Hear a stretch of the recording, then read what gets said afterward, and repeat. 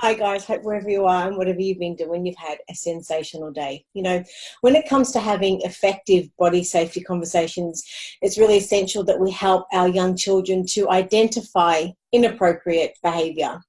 It's also important to teach our children to trust their own intuition when something just doesn't feel right. Tonight we're joined by our very special guest and one of our partners here at Kiddipedia, and we love her to bits, Michelle Derrig. She's author of a highly successful protective behaviour picture book, Only for Me, and we're going to be chatting to her tonight. Who's going to be sharing some tips to help parents, grandparents and carers how to educate our children and to explain to them, ways that their body may warn them that something is wrong. How you doing, Michelle? Very well, thank you, Rach. How are you?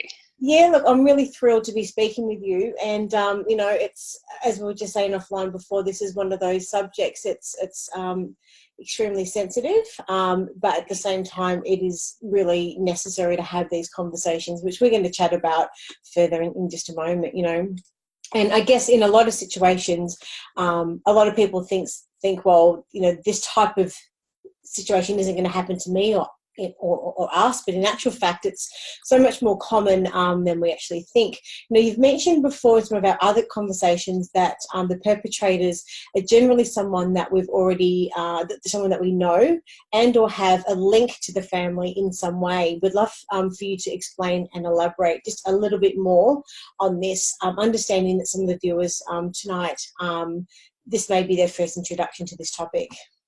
Sure. Yep. Yeah, Rach, so you're spot on. So what we do know is that in only probably 11% of cases of childhood sexual abuse, the perpetrator will actually be a stranger. So we're basically looking at 90% of perpetrators being known to the child, which is an enormous proportion. And essentially in half of those cases, they are going to be someone known to the child, a family acquaintance, a neighbour, family friend. And in the other half, we're actually looking at someone who is in fact related to the child. And sadly, that could be a parent, a step-parent, a grandparent. It could be an auntie, an uncle, a cousin, or in fact a sibling. So I think, it's one of the most important things that we can recognise is that when it comes to protecting our kids, we need to know, really where they're at risk, because it's quite often not in the classic stranger danger situation that many of us sort of are most anxious about.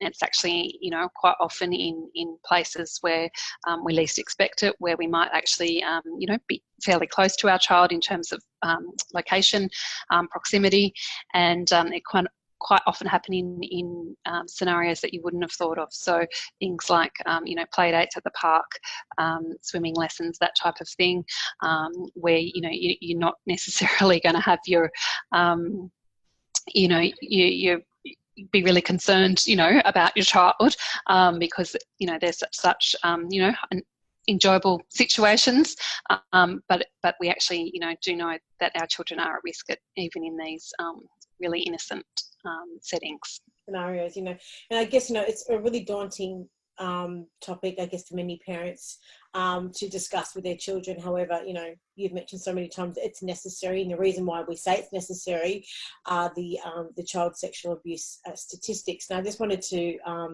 just highlight a couple of them that you've mentioned before. In an average Australian primary class of 22 children, 2 girls and 1 boy will report being sexually abused before they are 15 years old, which is unbelievable. And the other one, I've just lost my notes. Hang on just for a second. And the other statistic is somewhere between 30 to 60% of abuse will be perpetrated by other children or young people. So we'd love to know your thoughts on this one also. Yeah, so I guess, I often speak from my own experience when I'm speaking to parents and carers and grandparents. So, you know, I was one of those parents in that boat who actually didn't think that, you know, it was necessary to go into a lot of detail with my children about this topic. I was a stay-at-home mum. I felt that, you know, I really trusted the people that they spent most of their time with. But when we do unpack the statistics, and in particular recognising that abuse can be perpetrated by a child's own peers, which ultimately was the inspiration for me in writing Only for Me. I think it's really clear that it is a conversation that we have to have with our children, unfortunately. You know, I wish we lived in a world where we didn't have to have that conversation, and you know, protecting our children's innocence is so important to me as well. But I have to point out that it's the lesser of two evils. We need to be bringing up this topic with our kids. We can do it in a way that is as gentle as possible, and try and maintain that sense of innocence as much as possible. But it is much better that we have these conversations than we find out down the track that they haven't been able to recognise inappropriate behaviour. And so it's definitely the most important thing we can do as parents and carers. Yeah. Now, we published an article titled When Something Just Doesn't Feel Right. For someone who maybe hasn't read the article yet, can you maybe give us a little bit of an overview what it's about and what inspired you to write it? Sure, Rach. So what we've been doing over a series of articles is really unpacking the different elements of protective behaviour conversations. And so, you know, we've talked about the very specific information that we want to tell our children. We've talked about things like secrets. We've talked about how important it is of building a network of trust for our children so that they can know who to speak to if they're ever concerned or worried. So this is just one more element that we're covering off tonight, and that is helping our kids to recognise when something doesn't actually feel right. So it might not necessarily be that specific behaviour, but it's just actually trusting in that intuition that all of us have inside of us. Yeah. Well, we've got 3 key questions to ask you, so let's get started. Question number 1, now, why is it so important to teach our children to recognise when something just doesn't feel right? Okay, so, I mean, I think, you know, I just talked about, you know, there's specific things that we can teach our kids that is inappropriate, but at the end of the day, we as adults know from our own experiences how much our body will react when we are in a situation where we're feeling concerned, worried or anxious.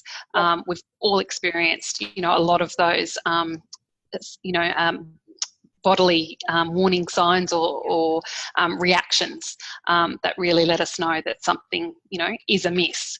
And so it's really about developing that for our children and actually, you know, educating them that this is actually a warning tool that our body, you know, a wonderful system of our body, and that it actually serves a purpose, and that is to tell us that something isn't right.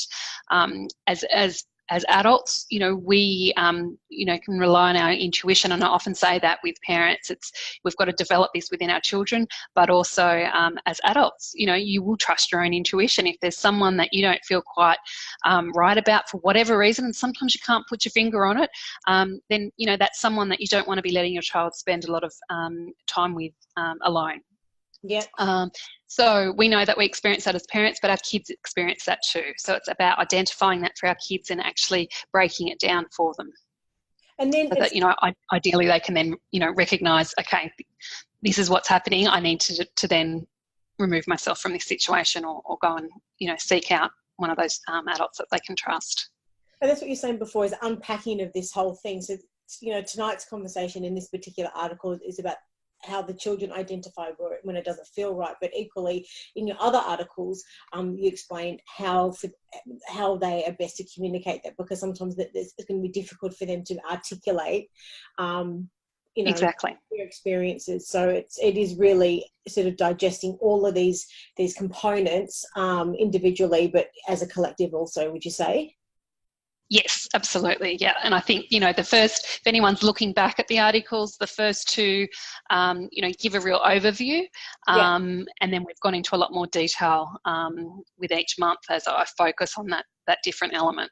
So if anyone's looking for sort of just, you know, they're new to this topic, then I would recommend they actually go back to the very early articles and have a look at those, and they'll give that broad overview of all the other things that you need to be doing. And as you said, this is just one element that we're going into detail about tonight. You know, and I'm fairly certain we've covered this off in other conversations as well, but even for parents, I think, as we were saying earlier on, it's not going to happen to me, it's not going to happen to my child. It's not going to hurt for any parent, grandparent or carer to have knowledge of this whole situation, because they could be in the presence of another child in any capacity, be family member or friend or family or anything like that, but this is happening to them, where you may be able to identify these warning signs and be able to help another child. So it's not going to hurt at all for any parent or any adult to be knowledgeable on all of these warning signs and this whole process. And we were talking about unpacking this whole thing, understanding all of it. It doesn't hurt to understand it at all. That's right. And, we've been focusing on, people that our children are at risk with people that they know, but you could also, this information is also useful for that stranger danger situation, because these same warning signs are going to occur in that situation as well. So it's across the board that this can be useful, regardless of whether they know the person or not. Yep. Let's get stuck into question number 2. What other specific warning signs a child may experience? Well, I hope you don't mind, but tonight I thought I'd actually show you how we've actually covered it. Only for me. Don't know how clear that is, but we've got a full preview available on the website if anyone is interested. So this was actually in addition to, I'll just pull that down, to Only for Me. So the original version I had, we talked about on this page that I'll just read it to you. And I can say no whenever I like if someone's touch doesn't feel right. It might be a kiss or maybe a cuddle or stroking my body when having a snuggle. But we had it illustrated differently. And so as I continued on this journey and I realised just how important it was that we're actually specifically, again, giving this information to our children, information is power, that we decided that we would actually include these images to guide the parents through that process. So the first little one is butterflies in my tummy. And so we've got our beautiful little girl there with butterflies all over her dress. This is a different one. This is the urge or the need to go to the toilet. And it can sound a little bit confusing because you think, well, all children, at different times are going to need to go to the toilet. But when I consulted on the experts, I even questioned the experts and said, look, is that, really important to include this one? And they said, absolutely. So they said just that desperate urge, it might be a wee or a poo, but just that, desperate urge to go can actually be a trigger for little children. Is that because of the fright in them, or is that because... That's right, the adrenaline. Yeah. Being released into their body.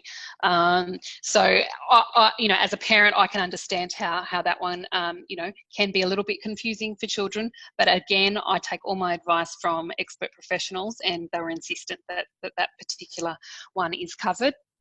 And then the next one we've got is, fairly standard. We've got the sweaty or sticky palms. We've got our little boy there with his hands out. And then I love the illustration on this one. Next, we've got wobbly or jelly legs. So that idea that, that when the adrenaline does, rush to your legs. And then the next one is heavy or stuck feet. And it's just that whole sensation that they feel like they're almost frozen to the spot. And again, I just, my original take on this was just to list these out. But my wonderful illustrator came back to me with these beautiful, I just said to her, we'll just list them out on a poster. And she came back with them individually illustrated, which I just think is beautiful for the children to actually be able to relate to, and just to have that image in their mind. I just think it really helps them to process the information. And then the next one is just feeling sick, just that whole, idea of feeling nauseous. And then our very last one, we've got a beautiful little heart there that's racing.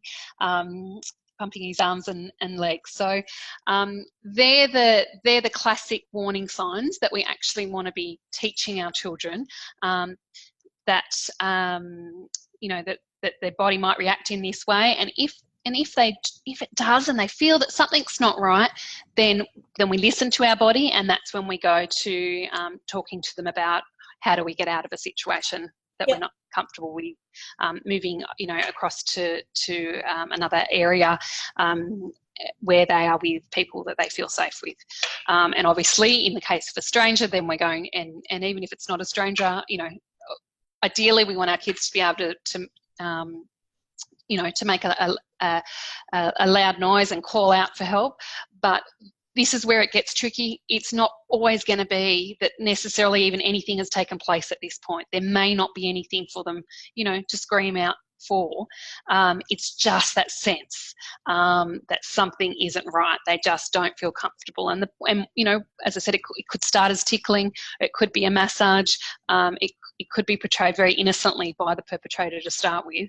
But if their little bodies start sending out these signals, then they have to think, hang on, something's maybe not right. I remember when mum or dad or the grandparents or carers spoke to them about it, then what I need to do next is go and find someone that, that I feel comfortable and can trust. Yeah. Let's get stuck into question number 3. Some parents simply teach their children that no one can touch their private parts or anything under their underpants. Now, why is this information not enough? Yeah. Again, I was guilty. I was one of those parents that just had tackled the subject in a very brief manner with my children, and I thought that was, enough information. But ultimately, my philosophy is we want to empower our kids so that they're actually going to get themselves out of situations before any abuse actually takes place. Yeah. So it's all about teaching them those specific grooming behaviours that will come before the actual abuse. So recognising those, and that's where we tie in those bodily warning signs, because again, that intuition can kick in long before anything actually has taken place. Yeah. So for me, it's all about giving our kids that extra information so that ideally they're going to recognise what's going on way before anything, the abuse has actually occurred. So, for instance, if someone was showing them, an image that was inappropriate, if we've spoken to our kids about that, if we've said to them that no one is ever allowed to show you these sorts of pictures of our private parts on a phone or any device, that's a really bad thing. So hopefully in that situation, if that was one of the techniques that the perpetrator was using as part of that grooming process, at that point the child's going to straight away go, right, I know that I've got to go and tell someone that I can trust, because I know that this behaviour isn't okay. And hopefully then, it gets picked up much earlier on. Yeah. And so that's why I really encourage parents that it's unfortunately in this awful world that that we have to discuss this subject, but that's why we want to give the extra information, because you're actually doing it so that ideally, if the worst case scenario ever happened, then hopefully it can actually change the outcome for our child. Yeah, and it's about what you just said, encouraging the parents as much as possible, but it's finding a way for them to understand the gravity of if they don't have these conversations, and it's better for them to be able to bite the bullet and maybe either drop their pride or whatever it is to have that conversation with the child, rather than the child have to experience anything at all. I mean, and is there anything else that you can speak to that, to be able to encourage any parents that avoiding having any conversations with their children on this, purely for the sake of them feeling uncomfortable? At the end of the day, it's our duty and responsibility to be able to protect our children to the best of our abilities. And so if it means that we're going to be uncomfortable having these conversations, it's better for us to be uncomfortable rather than the child experiencing anything. Can you speak to that a little bit? Yeah, absolutely. Look, again, I can relate to those parents. I know you know exactly how that feels, because I grew up in a household that so there was never any discussion of protective behaviours, and there was certainly not a lot of discussion of bodies or you know, of our private parts until pretty much I was in year 6, and I had a very quick conversation with mum before we went to watch that video in the library. So that was the extent, you know, in terms of my own upbringing. So often those that can be a really big reason why parents of this generation aren't feeling comfortable having that conversation, because if they've been brought up in that manner, then you inherit that sense of awkwardness. And I think, you know, please go along onto the website. It's onlyforme.com.au and have a look at the preview, because I'm hoping that I've provided parents with a way through this. Parents that are feeling that way, that's why I wrote the book, so that we actually have a tool that facilitates the conversation, that takes away the awkwardness of it, and that will actually guide the parents through. You know, we've talked about statistics tonight, and I think, you know, that alone should be enough of a reason for parents to recognise that we need to be having these conversations, especially when we look at that peer-on-peer abuse, as I said before, happening in situations like swimming lessons or play dates at the park. So we know that we have to have that conversation. So please, you know, jump on board, have a look at it, and, you know, if there are other resources available, if you know, my approach doesn't appeal necessarily to you or your child, but there are definitely some good resources out there, and you know, you don't have to do it alone because of this information that is out there. Brave Hearts also have a PDF that parents can, I'm not sure, I think it's actually emailed to you. You just register for it, and that's another guide that will take you through the process of having those conversations with your child. So the information is out there to help you through that process. But that's the whole reason the book was created, so it's easier for parents to have that conversation. Is that right? That's right, yeah. So, you know, you can have that information, but it's about how do I present that information in a way that is gentle, in a way that won't scare or alarm my child, and that's where the book came in. So once I you know, went to those resources and found out what information do I need to impart to my child, it was getting from that point to then actually, well, how do I introduce this topic? Like, it is a heavy conversation. How do I start that conversation? And I think I've mentioned before, you know, it still to this day amazes me that I have so many parents who tell me that the book has become a favourite book to read on the bookshelf, which still, I just find it hard to fathom sometimes that the kids are reacting that well to the rhyme, to the illustrations, that they're actually choosing the book itself to read as a bedtime story, which is so lovely, but it also makes it so easy for parents then, because you know, it's being you know, the children are choosing when they want to read it, when they want it to be revisited, and so hopefully it's you know, achieve that. And I think with coming up to those 10,000 copies sold, you know, I think that's testament as well to the, you know, and it's just the reaction and the help it's been for parents. And the 10,000 is just the beginning, so which is... Let's hope so, Rach. Let's hope so. I know so. If any more information on the topic and or want to grab a copy of the book, whereabouts can they find you? Yep, so that's the website, onlyforme.com.au. The book's $13.95, and we're raising money for child protection organisations as they donate 100% of author royalties to various child protection organisations.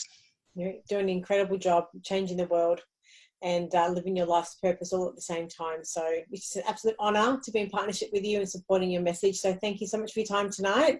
And thank you, Rachel. Thank you for your endless support. Okay. Take care. Bye. Okay. Take care. Bye.